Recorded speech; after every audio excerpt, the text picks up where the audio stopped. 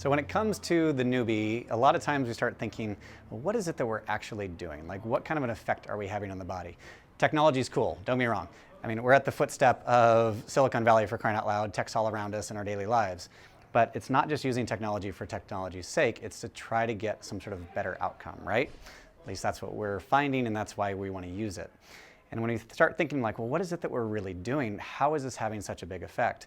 If we think maybe we're calibrating the system or recalibrating the system, our nerves know that they should do something within a certain range. Our muscles know that they should fire and relax, and all these things should be normal.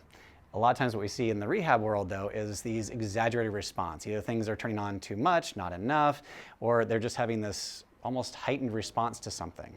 So when it comes to nerve pain, if our ranges are doing something like this, or everything's kind of cranked up here, but the normal response is here, a lot of times we can use an electrical stim machine, direct current machine like the Neubie, to kind of bring it back down and recalibrate so that we're having an appropriate pain response. Does that make sense? Same thing for our muscles. If we have an area that's like really spasmed, that's a heightened response.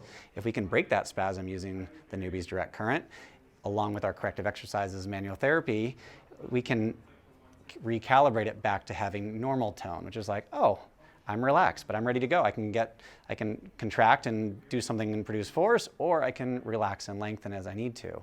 And so again, we're just trying to see if we can normalize things, recalibrate things back into that normal range, and then we can, by doing that, we can then further optimize the system, getting more range of motion, getting more strength, getting more coordination, getting more performance out of it.